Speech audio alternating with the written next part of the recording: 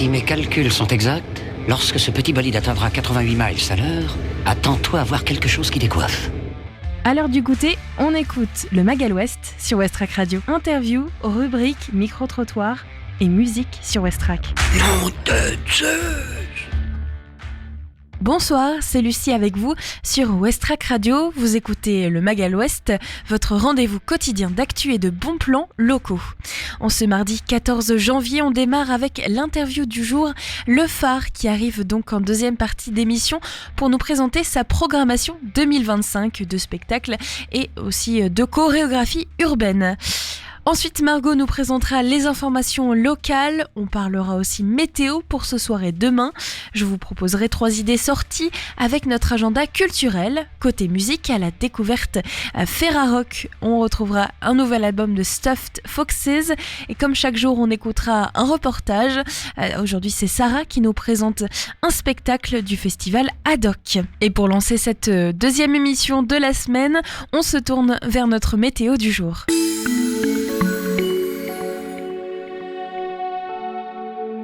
Aujourd'hui, nous sommes toujours en alerte sur la Seine-Maritime, alerte au niveau des crues possibles. Et puis, la qualité de l'air aujourd'hui est très mauvaise. D'ailleurs, les transports en commun, l'IA, sont aujourd'hui totalement gratuits. Bus, funiculaires, tramway sont donc disponibles à tous les Havrais et même personnes visitant actuellement la ville en raison de cette qualité de l'air mauvaise. C'est une journée donc qui est renforcée grâce à cette possibilité d'utiliser les transports en commun si vous le pouvez ce soir, par exemple rentrer du travail en transport en commun plutôt que de prendre la voiture, n'hésitez pas à le faire. Aujourd'hui, le soleil est en train de se coucher, il sera complètement couché à 17h27.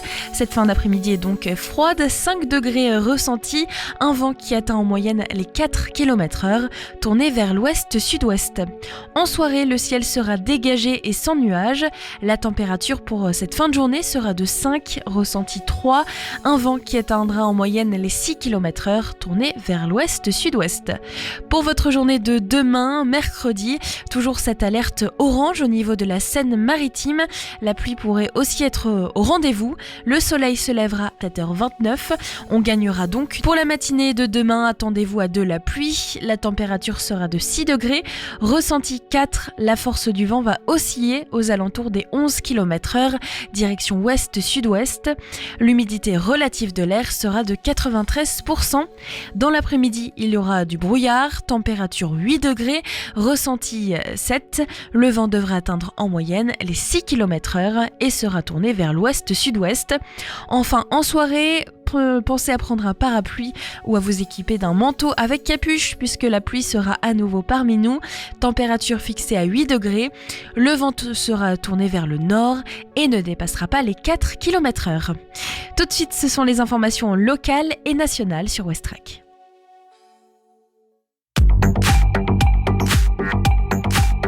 Les infos locales sur Westrack. Le Flash. Bonjour, voici les informations locales de ce mardi 14 janvier 2025. En Seine-Maritime, les transports publics seront gratuits aujourd'hui. Compte tenu de la prévision de dégradation de la qualité de l'air ambiant, la préfecture de Normandie a déclenché la procédure d'alerte sur persistance pour une pollution de l'air aux particules fines, PM10. Les transports seront ainsi gratuits sur tout le réseau LIA dans l'agglo havraise ce mardi 14 janvier. Sainte-Adresse, Debout-les-Vaches, la mer monte par les changements climatiques autrement. Le syndicat mixte du littoral de la Seine-Maritime et la ville de Sainte-Adresse invite les habitants à la conférence théâtralisée Debout-les-Vaches, la mer monte, jeudi 16 janvier à 20h à l'espace culturel Sarah Bernard à Sainte-Adresse. Représentation gratuite et entrée libre. Harfleur accueille le festival de théâtre Côté Cours, Côté Jardin en janvier 2025.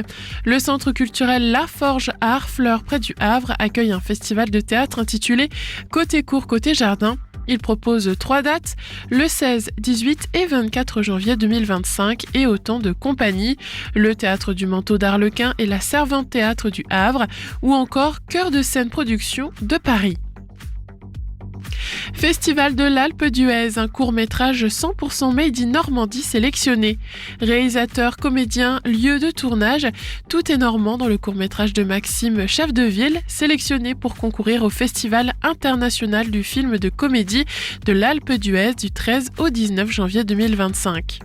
Handball national 1 féminine, Octeville s'incline au buzzer face à Brest. Fin de série pour le HB Octeville, battu dimanche 12 janvier sur un jet de 7 mètres brestois à la dernière seconde, concédant ainsi sa toute première défaite de la saison après 9 succès de rang. Résultat 23-24. Merci d'avoir écouté. Le journal se poursuit avec tout de suite les actualités nationales et internationales. Bonsoir à tous. Il affirme n'avoir ni totem ni tabou, pas même sur l'âge de départ à 64 ans. François Bayrou veut rouvrir le chantier des retraites avec les partenaires sociaux. Le déséquilibre de notre système et la dette massive qu'il a creusée ne peuvent pas être ignorés ou éludés, rappelle toutefois le Premier ministre dans son discours de politique générale devant les députés. Le chef du gouvernement annonce qu'il va réunir dès vendredi les syndicats pour plancher sur un accord d'équilibre. Une mission flash avec des chiffres indiscutables sera également demandée à la Cour des comptes. François Bayrou qui souhaite aussi remettre sur la table la question du cumul des mandats. Le Premier ministre propose également l'instauration de la proportionnelle aux législatives ou encore d'ouvrir une banque de la démocratie pour financer les partis politiques.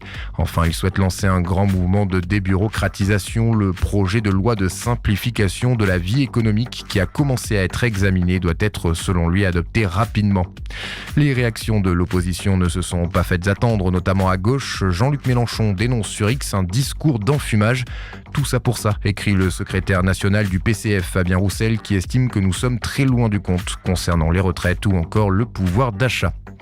Dans le reste de l'actualité, la France compte désormais 68,8 millions d'habitants, mais sa population vieillit et la natalité poursuit sa baisse selon le bilan démographique annuel de l'INSEE. L'Institut a enregistré une nouvelle chute de 2,2% des naissances en 2024. Dans le même temps, la mortalité a augmenté avec 640 000 décès l'an dernier, 1% de plus par rapport à 2023. À l'étranger, l'accord de cessez-le-feu entre Israël et le Hamas est imminent. Le Qatar, l'un des pays négociateurs, affirme que les discussions sont au stade final. Après 15 mois de guerre, 94 otages sont toujours retenus à Gaza, dont 34 présumés morts selon l'armée.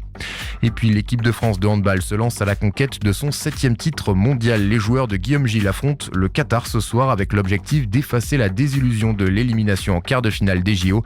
Coup d'envoi à 18h. Très bonne fin de journée à tous. Des idées sorties pour cette semaine ou ce week-end pour te culturer sur Westrack Radio. Alors, qu'est-ce qu'on fait sur Le Havre et dans sa région pour les prochains jours ? Tout d'abord, une conférence, la Pointe de la Floride, hier, aujourd'hui et demain. Je l'annonçais hier, et bien c'est aujourd'hui cette conférence que vous pouvez retrouver directement à 18h à la Maison du Patrimoine, 185 rue de Paris. C'est totalement gratuit. Réservation obligatoire au 02 35 22 31 22. Il est encore possible de réserver pour ce soir. À Sainte-Adresse, retrouvez Havre de Rire avec l'humoriste originaire du Havre, John Sullo, qui propose Havre de Rire, un rendez-vous mensuel qui réunit le meilleur du stand-up français. Ça se passe 1 rue Maurice Taconnet, tarif 22 €, réservation sur billetweb.fr. C'est à 19h et 20h30 au Palais des Régates ce soir. Le LH Repair Café que vous pouvez retrouver régulièrement est de retour avec donc ces bénévoles qui vous permettent de réparer des objets que vous avez peut-être toujours eu abîmés ou cassés et que vous n'avez jamais eu l'occasion de réparer. Vous participez avec les bénévoles du collectif à sa réparation. C'est à 18h ce soir et à 20h à la fabrique Augustin Normand, 40 rue Saint-Just. C'est aussi mercredi de 17h30 à 19h30 au pôle Simone Veil, 3 Parvis à Simone Veil. Vous pouvez les contacter au 02 35 55 51 33. Et puis au Havre, vous retrouvez aussi la Minute Patrimoine avec le Temple protestant. Profitez de l'ouverture exceptionnelle de ce lieu de culte construit en 1862. Une visite donc patrimoine à retrouver demain. C'est totalement gratuit. C'est à 12h30 au 47 rue Anatole France. Il n'a pas besoin de réserver. Westrack et la Fédération des radios associatives Musiques Actuelles, la Ferrarock, vous partagent la découverte musicale du jour.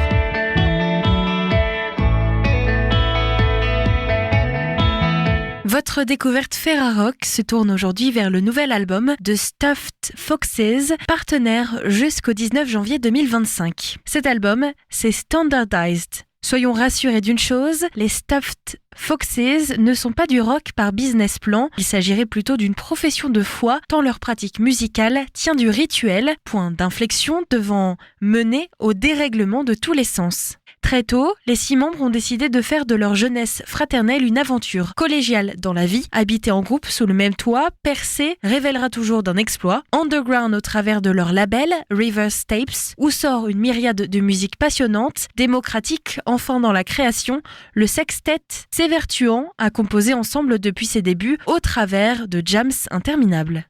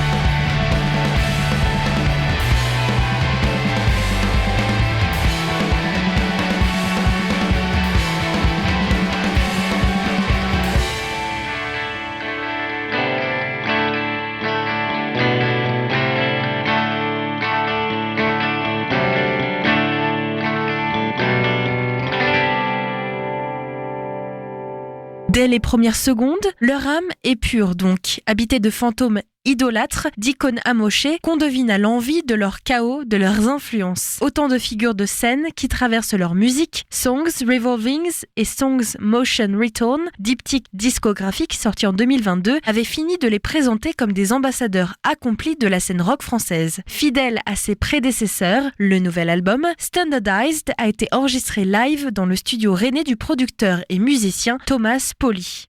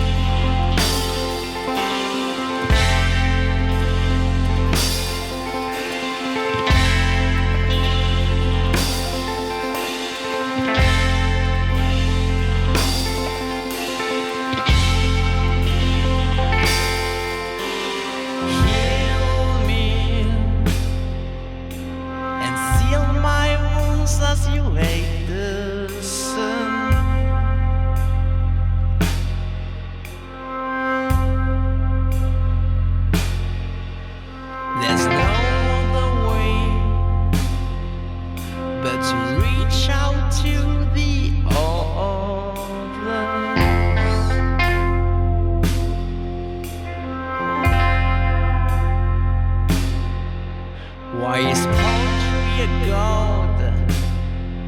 Why are the words in my songs always the same?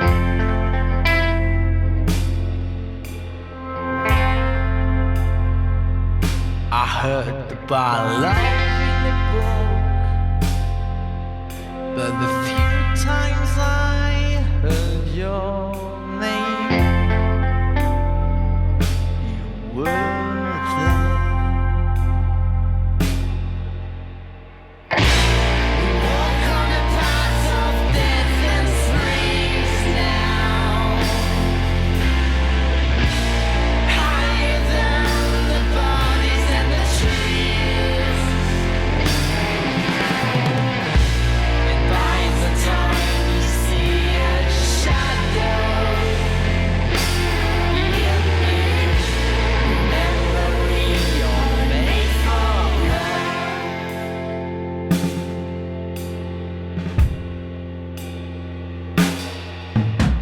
I love the morning, 'cause the coffee tastes like a pillow dream.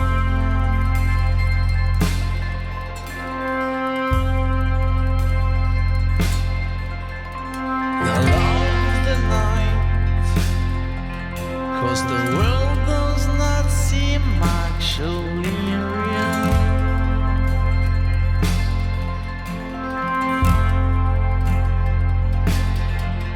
Why is poetry a god? Why are the words in my songs always the same?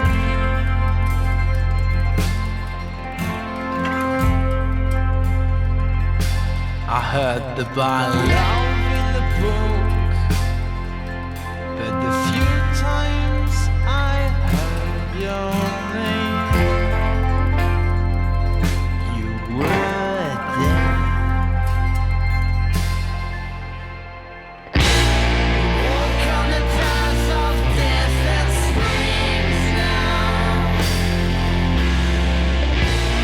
higher than the bodies and the trees.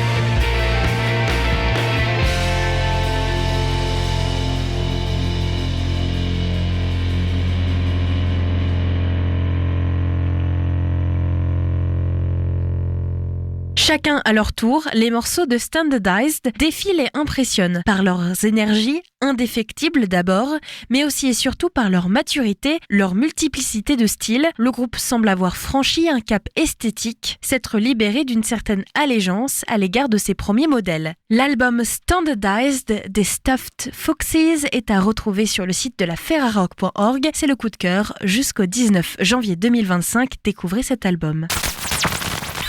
Le mag à l'ouest, info, divertissement et bonne humeur sur Westrack. Le coup de cœur Ferrarock de cette semaine, c'est Stuffed Foxes avec un album qui s'appelle Standardized. Vous venez d'écouter 2 titres, Merry Christmas et I Heard About Love in a Book. On continuera à découvrir cet album Standardized des Stuffed Foxes tout au long de la semaine. Et puis demain, c'est une autre découverte qui nous attend puisque chaque semaine, la Ferrarock nous propose 2 albums partenaires à découvrir sur les ondes de Westrack, mais sur les ondes aussi des radios Ferrarock. Sarah était au Haddock Festival à la fin du mois de décembre. Elle a découvert le spectacle La Cohue Pinocchio. Elle nous le fait découvrir tout de suite sur Westrack. Et juste après, j'accueille notre invité, Le Phare, qui va nous présenter sa programmation pour cette nouvelle année 2025. Hello, c'est Sarah sur Westrack et dans le cadre du Haddock Festival, on se retrouve aujourd'hui au Théâtre des Bains-Douches pour la représentation de Pinocchio par la compagnie de théâtre La Cohue qui vient nous présenter sa lecture du conte. Une mise en scène signée Sophie Lebrun et Martin Legros. Je suis actuellement à la séance des scolaires et nous nous apprêtons à rentrer en salle. Bonjour.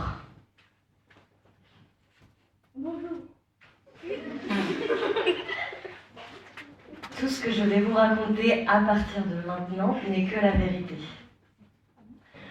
Notre histoire commence donc chez Geppetto, qui était sculpteur sur bois. Il habitait une cabane isolée au bord de la falaise. Tout le monde disait de lui qu'il était fou. Lui-même d'ailleurs pensait être un peu fou. Il vivait seul, il mangeait seul, il dormait seul, et il s'était même fait à l'idée qu'il allait mourir seul. Donc, un soir, Geppetto était au téléphone chez lui tout seul avec le marchand de bois, un certain Monsieur Cerise. Allô? Allô, Monsieur Cerise? Bonsoir, c'est Geppetto. C'est Geppetto. Bonsoir. Oui, je vais bien, merci. Je voulais vous appeler au sujet du morceau d'arbre que vos livreurs ils m'ont apporté ce matin. Oui, c'est sûr, ça souffle, ouais. En ce moment, c'est un peu difficile pour moi, alors j'aurais voulu savoir si par hasard, en fait, vous auriez pu faire un petit geste. Oui, me faire un petit prix, quoi. Non, c'est pas ce que je voulais dire. C'est juste que moi, ce mois-ci, je suis un peu juste. Et comme vous m'aviez dit que de toute façon, vous vouliez vous en débarrasser, que ça vous arrangeait. Oui, je sais qu'on était d'accord. Hein. Mais c'est juste que maintenant que je l'ai devant moi, ce morceau d'arbre, je me rends bien compte qu'il est plein de nœuds. Oui, je sais qu'on était d'accord. Mais c'est juste que là, je me rends bien compte qu'il est pas fou.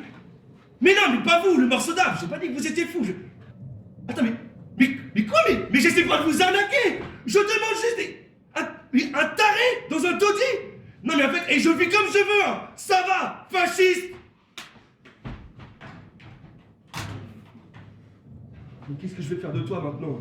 Qu'est-ce que je vais faire de toi maintenant? Quoi? Y'a quelqu'un? Y'a quelqu'un?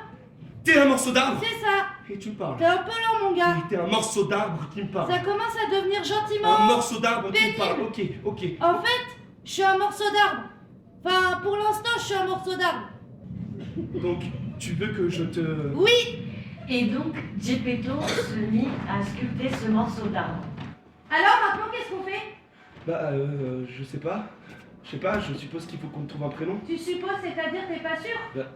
Pour moi aussi, c'est une première fois, mais ouais, je pense qu'il faut qu'on trouve un prénom. Pourquoi? Pour pouvoir t'appeler. Je suis pas sûre de vouloir qu'on m'appelle, mais bon, va pour le prénom. Alors, comment qu'on me prénomme? Je veux t'appeler... Pinocchio. Pinocchio? Ouais, je veux t'appeler Pinocchio. Pinocchio, c'est parfait, ça te plaît? Ok, d'accord. Et toi alors, t'es qui? Moi? Oui, toi, t'es qui? Moi, je suis... Ton père. Ton père? Mon père? Ouais, je suis ton père, ouais. Ouais, t'as qu'à m'appeler papa, c'est ça. C'est très bien. Quoi, ça va pas? Bah, c'est-à-dire que si je pouvais choisir, enfin, je veux dire, si j'avais le choix, je préférerais pas que tu sois mon père. Je veux dire, je préférerais pas que tu sois mon père. Ouais, parce que je te connais pas vraiment. Bon, ça encore, si t'étais riche, je pourrais m'y faire, mais je te connais pas vraiment et t'es pas riche. Ou alors tu caches bien ton jeu, je veux dire, ici, y a rien ici, et si t'es mon père, je pense savoir que ça doit vouloir dire qu'il faut qu'on habite ensemble. Et moi, habiter ici avec toi, ça me branche pas. Y a même pas de chambre pour moi. De chambre? Ouais, en vrai, habiter ici, c'est la honte. Ok. Et t'as pas de style. C'est-à-dire? Bah, comment tu t'habilles, comment tu te comportes, même comment tu parles. Jamais je voudrais te présenter à mes amis parce que je compte bien avoir plein d'amis et t'avoir toi en père quand j'aurai des amis, bah, c'est déjà un problème. Ok, d'accord. Et tu vis seul, non? Oui, mais... Mais ça, c'est chelou. Enfin, je juge pas, c'est pas ça, mais les gens, eux, oui, et ils vont parler sur toi, enfin, sur nous, du coup. Et ce qui n'est pour l'instant que ton problème deviendra aussi le mien, et je suis pas sûre de vouloir de ça, moi. Pour moi, je veux dire, je suis pas sûre de vouloir que les gens, ils parlent sur moi. De quoi? Les gens parlent sur moi? En mal. Les gens parlent sur moi en mal? Plutôt.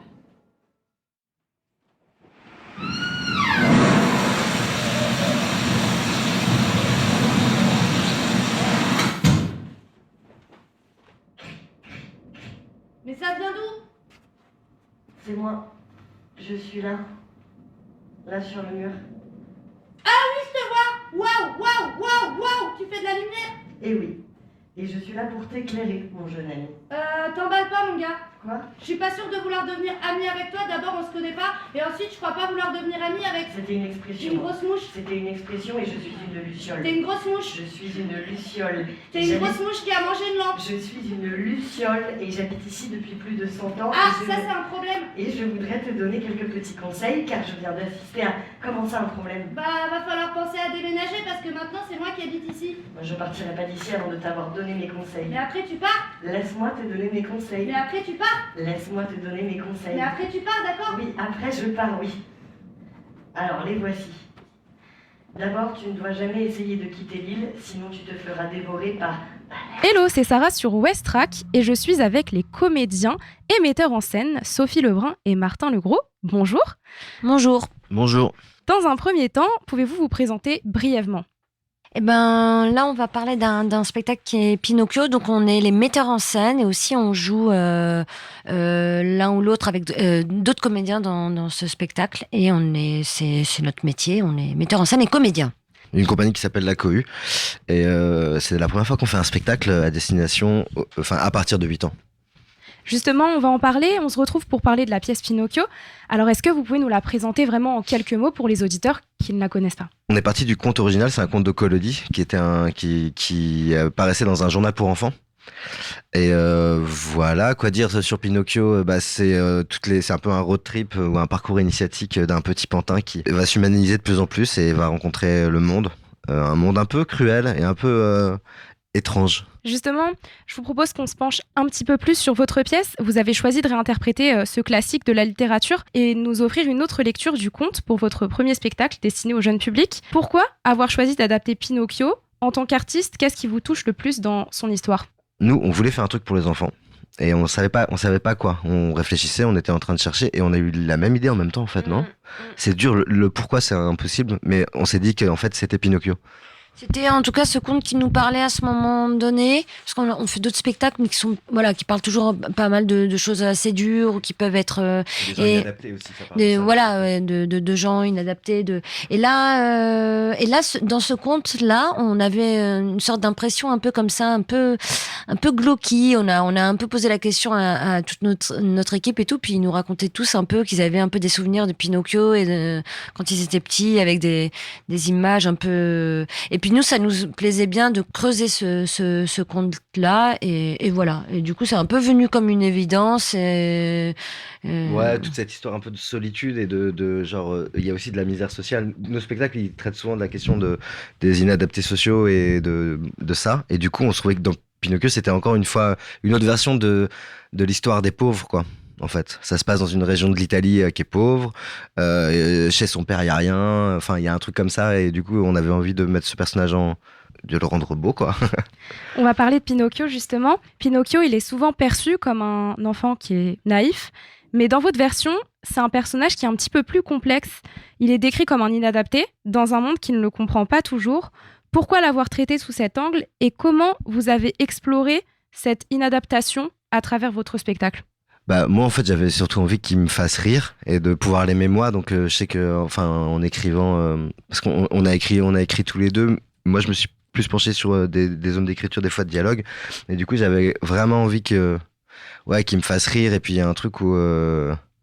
qui ressemble à des enfants qu'on connaît aussi. Mais c'est vrai qu'il a un truc... En fait, il est pas méchant, mais il dit la vérité. Et la vérité est méchante, des fois. Et c'est pas lui, il a pas de volonté de méchanceté. Aucune. C'est juste du fait qu'il soit inadapté, il vient vraiment interroger la norme et dire la vérité. Et des fois, d'entendre la vérité, c'est extrêmement cruel, quoi. Mais c'est pas de la méchanceté. Et il y avait ce côté-là que je trouvais qu'on aime bien, quoi. Parce que c'est drôle aussi. Il est pas forcément. Si, il est naïf, mais nous, on prend le bon côté du naïf, quoi, parce qu'il prend tout au premier degré et du coup, il interroge le monde comme ça. Et du coup, c'est assez direct et ça fait des situations un peu drôles parce qu'il y va direct, quoi. Et d'où la première scène avec son créateur, Geppetto, et il lui dit, en fait, c'est pas possible qu'on puisse vivre ensemble parce que si t'as pas d'argent, en fait, c'est pas possible. Et puis en plus, t'as pas de style. Et du coup, ça c'est un truc qui peut être qu'on dit pas, mais que là Pinocchio lui se permet parce qu'il a pas de barrière sociale, il vient d'être créé, il est un être, il a pas de filtre et voilà. Justement, on parle de ces notions de vérité, de mensonge, etc. Pinocchio, dans le conte originel, il ment, il manipule, mais il est aussi manipulé et on le voit dans le spectacle. Comment vous avez travaillé en fait cette ambiguïté entre vérité, mensonge, manipulation ? Toute l'histoire du théâtre, c'est une histoire de manipulation. En fait, le théâtre, c'est l'endroit de ça. C'est l'endroit où on vient pour se faire manipuler presque de son plein gré, quoi, en général. On aime bien, nous, le théâtre qui s'avoue lui-même, quoi, en permanence, qui est en train de dire, oui, vous êtes en train de voir quelque chose de faux et qui porte sa fausseté, quoi. Et du coup, c'est vrai que, je sais pas comment dire, là, c'est encore présent dans ce spectacle-là assez fort. Mais il y a un truc où c'est aussi, le monde bouge autour de lui. Lui, il bouge pas, ça raconte aussi ça. Un truc de solitude. Et c'est vrai que dans notre spectacle, il est à un endroit du plateau et en fait, il y reste, il en sort jamais. Alors que tout le monde autour circule et est beaucoup plus libre. Et ça parle aussi de sa condition d'être qui n'existe que dans le monde, qui n'existe pas dans le monde réel, quoi. Et du coup, c'est aussi un peu son drame, ça. On parle aussi de Pinocchio, mais il y a d'autres personnages sur scène, comme vous étiez en train de le dire, qui circulent. Ils sont décrits comme borderline. Alors, qu'est-ce que ça signifie pour vous et comment ça a influencé votre création ? Là, en fait, on a mis Pinocchio sur une île un peu déserte qui a été un peu ravagée par la pollution et tout ça. Et donc, c'est des personnages, même à la base, chez Collodi et tout, c'est des personnages qui n'ont pas d'argent, des gens qui volent parce qu'ils n'ont pas le choix et tout ça, comme le chat et le renard. Et donc, ils sont sur cette île et tout le monde est là, un peu crève la faim, quoi.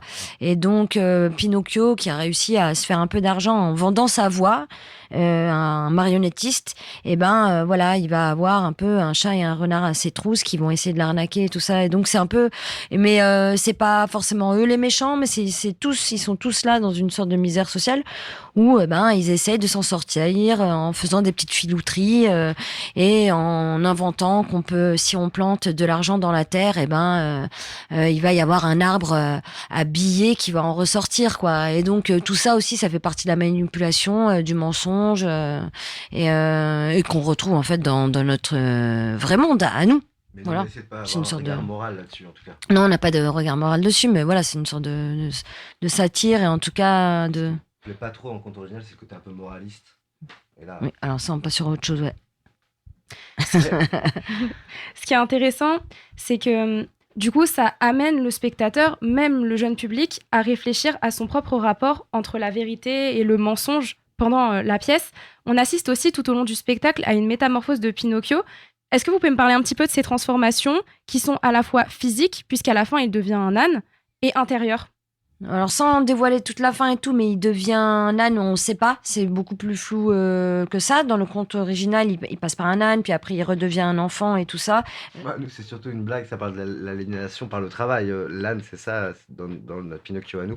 Ouais, et puis après, lui, il se transforme de toutes les façons par toutes les aventures qu'il va... Et les autres personnes qu'il va croiser, ça va le transformer et il va être de moins en moins peut-être... et puis manipulé, et puis il va avoir son propre chemin. Donc après voilà, lui c'est un petit bonhomme. La métamorphose, c'est un petit bonhomme qui a bon cœur aussi parce que en fait son objectif c'est d'acheter une maison à son père parce que la maison de son père est pas bien et il a quand même un truc de, c'est ça son objectif qu'il essaie d'atteindre pendant toute la pièce, nous c'est ça. Non, mais sur la métamorphose intérieure, mais de toute façon, il change par toutes les histoires qu'il traverse. Il apprend quoi en fait. Et il apprend. On le voit apprendre avec nous. Comme un peu tout le monde. Mais il apprend un peu au contact de choses un peu dures quoi. Ouais. Mais ça c'est vraiment dans le conte quoi. Est-ce qu'on peut dire que l'histoire de ce personnage dans votre version, c'est un peu une métaphore d'une recherche de soi dans un monde qui impose normes et attentes? Oui, tout à fait. Bien envoyé. Ouais. Alors, pour conclure un peu, bien que Pinocchio soit une histoire ancrée dans l'imaginaire collectif, quels éléments de l'histoire trouvez-vous encore profondément actuels aujourd'hui? J'ai l'impression que c'est quand même des thèmes qui seront toujours actuels parce qu'il y a beaucoup de thèmes sur la question de la liberté, de la mort aussi.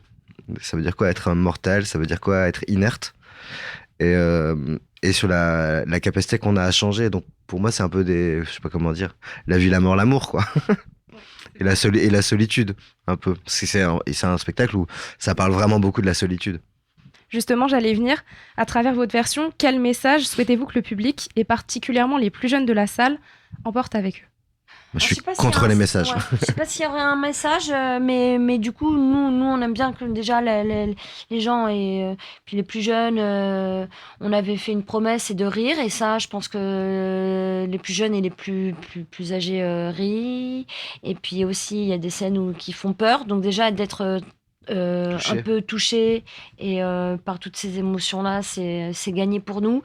Et puis en plus, après, si eux, ils rentrent chez eux et puis qu'ils peuvent avoir des discussions ou demander à leur père ou à leur mère ce que ça veut dire fasciste, parce que Pinocchio insulte tout le monde de fasciste et que du coup, il y a une discussion par rapport à ça ou par rapport aussi à la mort, parce qu'il y a les lapins qui viennent chercher Pinocchio et qui représentent la mort. C'est des discussions qu'on trouve pas tabou et qui peuvent être enrichissantes, en tout cas pour des jeunes spectateurs. Vous abordez des thèmes lourds comme la mort, la manipulation, et comme vous dites, vous promettez au public une joie de vivre. Alors, qu'est-ce qu'on peut vous souhaiter pour la suite ? Que le spectacle y tourne et que plein de gamins, plein de gens, plein de publics le voient le plus possible. C'est toujours ce qu'on souhaite pour un spectacle, c'est que là, il vient d'être créé et qu'il vive sa vie de spectacle et qu'il rencontre son public. Et plus nous, on rencontre notre public, plus on est meilleur, plus on sait ce qu'on dit. Et puis, le spectacle, en fait, c'est une petite fête en soi. On se retrouve ensemble autour de quelque chose qui est plutôt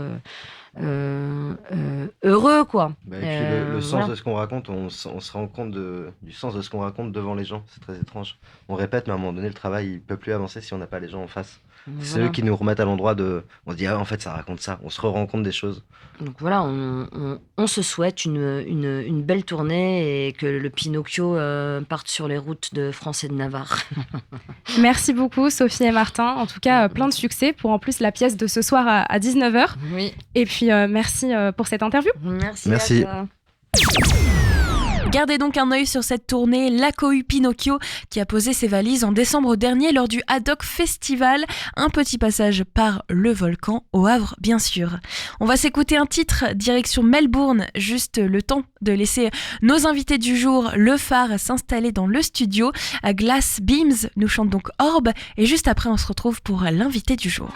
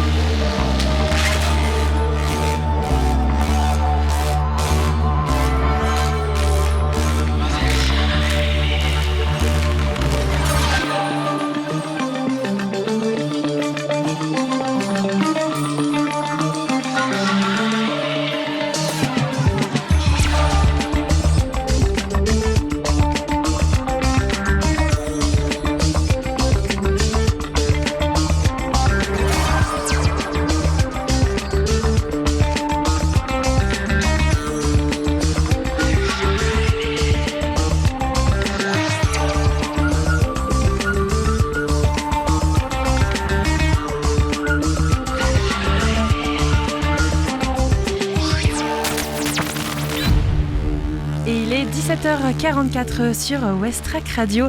Le phare s'est installé avec nous aujourd'hui. Nous avons le plaisir d'accueillir Manon et Caroline. Le phare, une institution de la culture havraise, et le mot n'est pas choisi au hasard. Phare, évidemment, pour un lieu phare du Havre, le Centre chorégraphique national du Havre, lieu emblématique où la danse contemporaine s'exprime sous toutes ses formes, création, transmission, expérimentation. Alors que la saison 2025 s'annonce riche en découvertes et en émotions, nous allons aujourd'hui plonger ensemble dans cette nouvelle programmation. Mais avant, Manon, Caroline, bonjour et bonne fête, bonne année, meilleurs vœux. Bonjour et bonne année également. Bonjour, ouais, très belle année à toutes et à tous. Une nouvelle saison qui s'annonce donc riche en projets, j'imagine, particulièrement ambitieuse, j'ai envie de dire. Quelles sont les grandes lignes ou thématiques qui traversent cette programmation qu'on peut citer pour introduire le sujet? Alors c'est vrai que cette année 2025, elle est riche parce que à l'endroit de la création et donc de notre directeur Fouad Boussouf, c'est bien sûr la reprise des tournées. On a la chance d'avoir encore toutes les pièces du répertoire qui partent en tournée, avec une spécificité puisque demain jeudi, ce sera la première représentation de la nouvelle distribution du spectacle Nas. Donc Nas, c'est vraiment une des pièces signatures de Fouad, et en 2025, l'idée était d'offrir un nouveau souffle à ces pièces. Donc c'est également le cas pour Oum, puisque ces deux pièces en fait ont bénéficié en fait d'une reprise de rôle. Donc l'idée, c'est de garder la pièce initiale, mais de la travailler avec des nouveaux interprètes pour lui donner un nouveau souffle et aussi la mettre un peu plus peut-être aux couleurs du jour. Et donc on a démarré 2025 au phare avec l'équipe qui était au travail et qui, ça y est, va voler de ses propres ailes, la nouvelle équipe, donc en région parisienne, mais ce sera aussi l'occasion de les retrouver en Normandie, puisque Nas va être donné les 21 mars à Lillebonne et les 28 mars à Dieppe. Donc voilà un petit peu pour l'endroit des collaborations, des spectacles, des créations. Ce sera aussi l'occasion pour la pièce Up de voir le jour, donc au mois d'avril. Et puis le phare, lui, va continuer à regorger d'activités, avec notamment les sorties de résidence et les compagnies qu'on accueille au travail, toujours des projets d'action culturelle et puis des collaborations, que ce soit à l'endroit de partenaires normands, mais aussi de partenaires internationaux. Donc ça nous réjouit. Il y a des artistes ou compagnies que vous êtes particulièrement heureux d'accueillir sur cette saison ? On est toujours très contents de tous les accueillir de manière générale, mais c'est nous qui les sélectionnons de fait. Mais là, peut-être qu'on peut vous parler en tout cas de ceux qui sont du moins à venir et potentiellement qui pourraient intéresser précisément votre audience particulièrement. Là, jeudi soir, par exemple, on a une sortie de résidence d'une chorégraphe tunisienne qu'on a accueillie cette semaine en travail chez nous, qui s'appelle Cyrine Douce, et qui travaille sur un solo, c'est une chorégraphe qui n'en a pas l'air, mais qui arrive sur ses 40 ans et qui se questionne un peu sur son corps de femme, sur ce que c'est que d'être en transformation, en étape de vie d'une certaine manière, et elle se pose un peu ces questions de métamorphose du corps, de transformation et de ce que ça implique aussi dans son environnement. Elle s'inspire de figures mythologiques ou de traditions culturelles locales ou internationales, pour justement re-questionner un petit peu tout ça. Et c'est un travail qui nous a aussi semblé très intéressant parce que elle travaille en duo avec un musicien avec lequel elle travaille depuis un certain nombre d'années, et c'est vraiment un travail musique, chant, voix et corps, et elle travaille vraiment la voix comme si c'était un autre membre de son corps dont elle danserait, Et c'était un travail qu'on avait très envie d'accueillir. Il y aura du coup une sortie de résidence jeudi soir à partir de 18h30, notre horaire de sortie de résidence classique. Et la petite particularité, c'est que ce spectacle n'a pas encore de titre. Et Cyril nous a demandé si c'était possible qu'on puisse travailler dessus avec le public présent. Donc ceux et celles qui auront la chance de venir et d'être disponible, on pourra potentiellement travailler ensemble sur le titre de ce spectacle. Donc ça peut être une expérience culturelle un peu différente. Donc voilà, n'hésitez pas, ça c'est sur le travail le plus proche de nous. Et au mois de février aussi particulièrement, on accueille Madame Béatrice Massin. Alors pour ceux qui connaîtrait un peu les grands noms de la danse et de la danse contemporaine, c'est quelqu'un qui a un petit bagage, on va dire, derrière elle, et c'est une artiste qui est particulièrement connue pour être spécialiste de la danse baroque. C'est pas une danse qu'on voit très souvent sur les plateaux de théâtre en général, mais c'est vraiment une discipline qui est très spécifique et elle est vraiment référente dans cette discipline-là. Et notamment en 2025, elle reprend une pièce qu'elle avait créée en 2002, autant pour moi, 2002, qui s'appelle Que ma joie demeure, sur la musique de Bach. Bien sûr, on est dans le baroque, donc on est cohérent jusqu'au bout. Et elle fait une reprise de cette pièce-là pour la remettre un peu au goût du jour. Et elle disait que un peu comme un peintre qui viendrait corriger un peu ses œuvres pour en apporter un nouveau souffle, c'est ce qu'elle veut faire avec cette pièce-là. Et on est très content de pouvoir les accueillir pendant 2 semaines à travailler sur cette pièce. Il y aura un atelier notamment de danse baroque aussi qui sera proposé. Donc voilà, ça fait partie des artistes qu'on accueillera cet hiver et qu'on est très heureuse et heureux d'accueillir.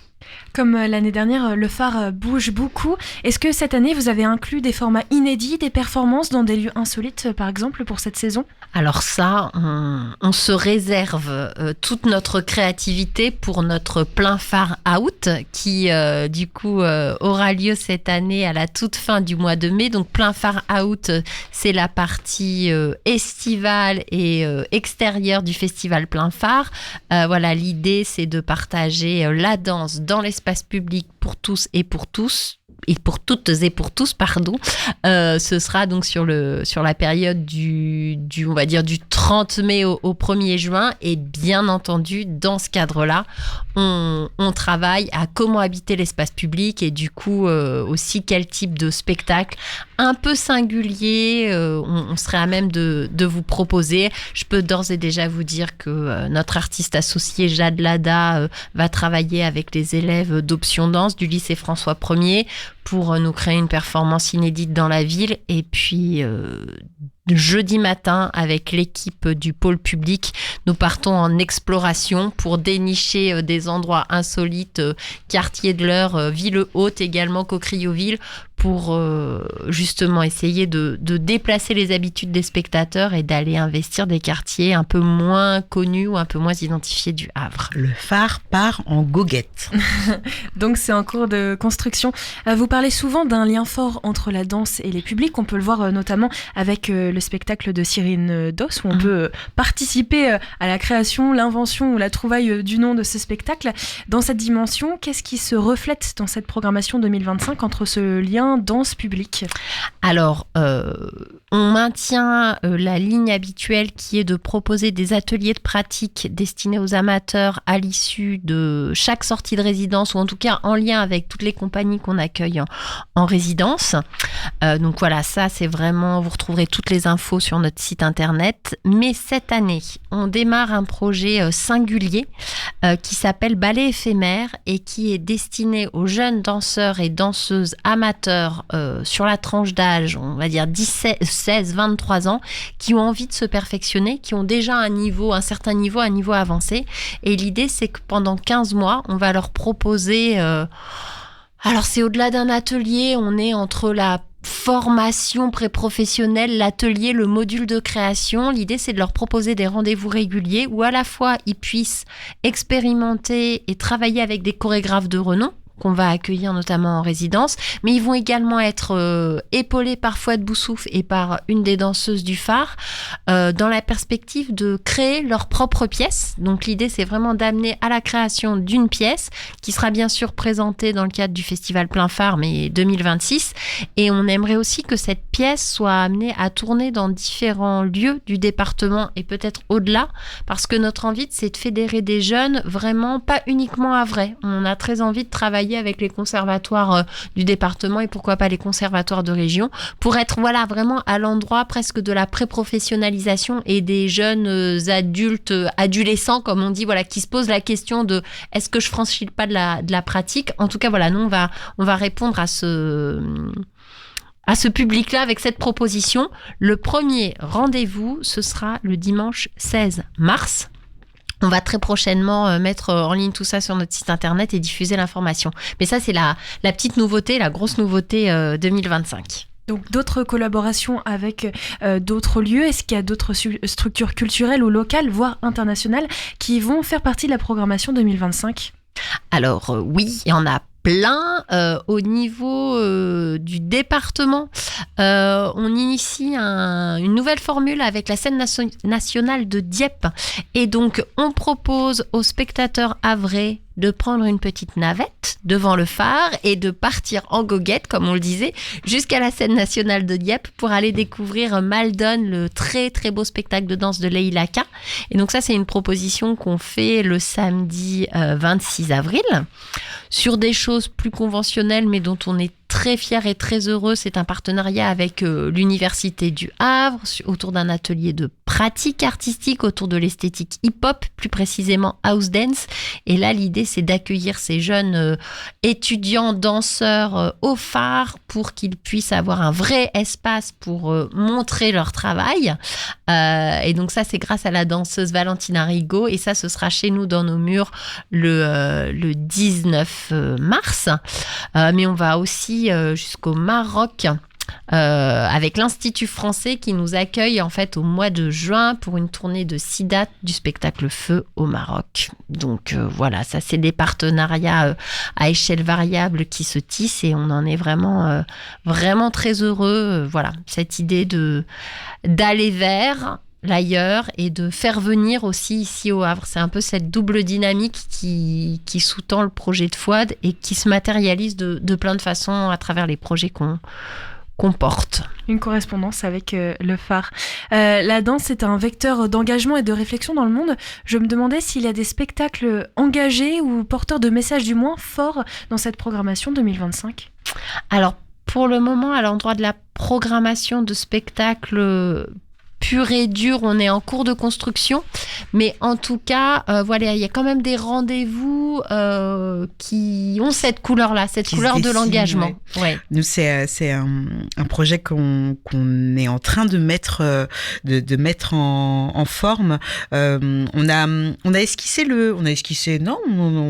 on a créé le format des causeries dansantes. C'est un format un peu temps long de plusieurs heures, une demi-journée ou une journée complète entre la pratique et la théorie. Et cette année, on a décidé d'en faire une au mois de juin. Et qui dit mois de juin dit mois des fiertés. Et du coup, on s'est dit que cette année, on allait faire notre causerie des fiertés. On aura la possibilité de vous en parler plus longuement et profondément, sans doute à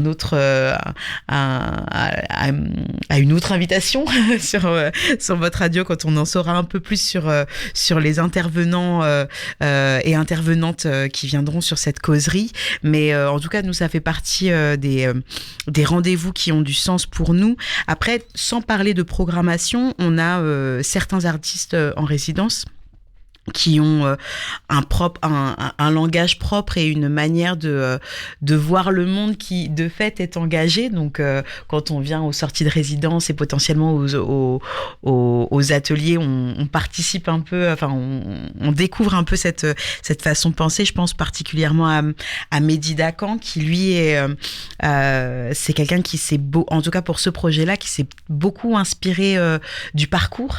Et le parcours, donc, c'est une discipline qui consiste un peu à traverser la ville et traverser ces obstacles, de s'emparer des obstacles de la ville pour en faire quelque chose de ludique. Et lui, il a vraiment ce rapport, pour lui, c'est un peu une métaphore de la vie, en collectif. Traversons les obstacles en collectif, rendons les obstacles ludiques, et vraiment en créant du lien, en créant du lien entre les interprètes et entre le public. Et c'est un artiste qu'on va accueillir dans le cadre de l'accueil studio début avril. Et il y aura notre traditionnel atelier et sortie de résidence, où on pourra découvrir un peu plus en profondeur son travail à ce sujet. Alors pour la causerie des fiertés, on peut déjà noter la date, même si oui, c'est vrai. Vous avez plus d'informations. C'est vrai. Le 14 juin, c'est ça ? Ce sera le 14 juin, tout à fait. De 13h à 18h. On retrouve le programme sur le site comme toujours et les petits dépliants un petit peu partout. Pour terminer, je me disais qu'on parle souvent du phare pour ceux qui connaissent peut-être déjà. Alors c'est vrai que vous sortez, vous allez à la rencontre des publics. Est-ce que vous auriez un mot pour convaincre une personne qui n'a jamais assisté à un spectacle de danse contemporain de venir au phare ? Qu'est-ce que vous lui diriez si quelqu'un nous écoute et tenté, mais voilà, il y a cette petite peur de franchir les portes ? Alors il y a deux choses. Il y a venir au phare et y avoir un spectacle de danse. Ouais, c'est deux choses différentes. C'est deux choses différentes. Et nous, on plaide pour les deux paroisses. Alors, venir au phare, nous, on y tient beaucoup. Et merci de nous tendre cette perche-là. Parce que c'est, je pense, un lieu à vrai qui n'est pas encore assez connu et identifié. Et on en a fait un écrin de convivialité, de couleur et de douceur. En tout cas, c'est le retour que les spectateurs nous ont fait. Que les ça n'a pas l'air... Et que les artistes nous font. Le phare, voilà, on est perdu le long des docks, on n'est pas identifié comme étant dans un quartier, voilà, très agréable, et pourtant c'est vraiment l'endroit de la rencontre entre l'artistique et le public, et c'est aussi l'endroit de la curiosité et de la créativité. Donc, grâce aux sorties de résidence, qui sont des rendez-vous gratuits, et sur des temps assez courts, l'idée c'est de s'engager à les 45 minutes. C'est une bonne façon de mettre le pied dans le bâtiment et de voir finalement ce qui se passe en danse contemporaine aujourd'hui. Et puis sans compter qu'on a une équipe d'une très grande convivialité avec un bar. C'est l'atout principal. Avec un bar fort convivial également. Ça s'appelle les filles de la buvette. Voilà. Donc voilà. Donc venez au phare et venir découvrir de la danse, c'est peut-être l'occasion, c'est peut-être ça le plus dur, mais faut aborder les spectacles de danse comme on aborde finalement une visite au musée. C'est pas un endroit de compréhension, c'est plus un endroit de sensation et de lâcher prise. Alors c'est un peu peut-être simple et naïf, mais c'est aussi revenir à ça, finalement, son propre chemin, la propre histoire qu'on va se raconter dans ce qu'on aura vu et reçu.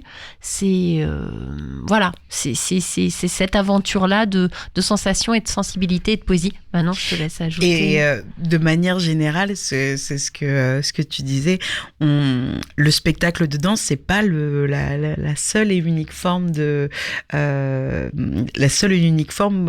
pour découvrir la danse. Il y a plein de manières de l'aborder, que ça peut être des fois par des visites du phare, juste pour découvrir le lieu, ça peut être des ateliers, ça peut être des rencontres effectivement avec des artistes, mais vraiment le spectacle de danse qui peut effectivement faire peur, c'est pas la seule forme qu'on propose. Au contraire, il y a aussi la possibilité de découvrir des spectacles qui soient pas dans des boîtes noires et où ça peut faire moins peur que ce soit pas dans une boîte noire. On tient à avoir ces tarifs accessibles, si ce n'est gratuit, pour s'éviter ce sujet-là. Mais je pense que le maître mot principal, c'est la curiosité, c'est le fait que c'est un peu comme le cinéma. Il y a peu de gens qui disent, moi, j'aime pas le cinéma du tout. Il y a forcément un film que les gens aiment. Il y a forcément un spectacle ou un style de danse que vous allez aimer. C'est juste qu'il faut le trouver. Faut laisser la chance au produit un petit peu. Il y a une forme de pari dans le spectacle de vivant de manière générale. Il y a une forme de on sait pas ce qu'on va voir, on a entendu du bien, on sait pas ce qu'on va voir. Il y a un peu ce petit jeu là. Il y aura forcément quelque chose qui finira par vous plaire. Et c'est vraiment ce qu'il faut se dire que on n'est jamais seul. Même quand on vient seul au théâtre, il y a forcément des gens qui peuvent nous accueillir, nous renseigner, nous accompagner dans notre expérience de spectateur-spectatrice. Surtout au Phare, on est très sympa. On vous laissera pas seul dans votre découverte. Et voilà, oui. À l'endroit du lâcher prise, de la curiosité et de forcément vous allez trouver quelque chose qui va vous plaire au bout d'un moment. Voilà, c'est un conseil, c'est tout ce qu'on peut vous souhaiter finalement. Le pire qu'on puisse vous souhaiter, c'est que ça vous plaise et que vous deveniez complètement accro à vouloir venir voir tout ce qu'on fait. C'est tout le malheur qu'on vous souhaite. Et ça peut commencer donc avec cette programmation janvier-juillet qui est déjà disponible sur le site, sur les réseaux sociaux. N'hésitez pas à aller jeter un coup d'œil et à aller piocher tout ça pour essayer de trouver le spectacle qui peut vous plaire. Merci beaucoup à vous deux pour votre venue et je confirme pour la convivialité, c'est toujours un plaisir de vous recevoir à l'antenne. On se reverra au printemps pour parler de la suite et puis de ces projets qui arrivent et plein Far Out, etc. On aura l'occasion d'en parler au printemps. Nous, on va se quitter en tout cas pour cette soirée. On se retrouve demain pour un autre Magal Ouest.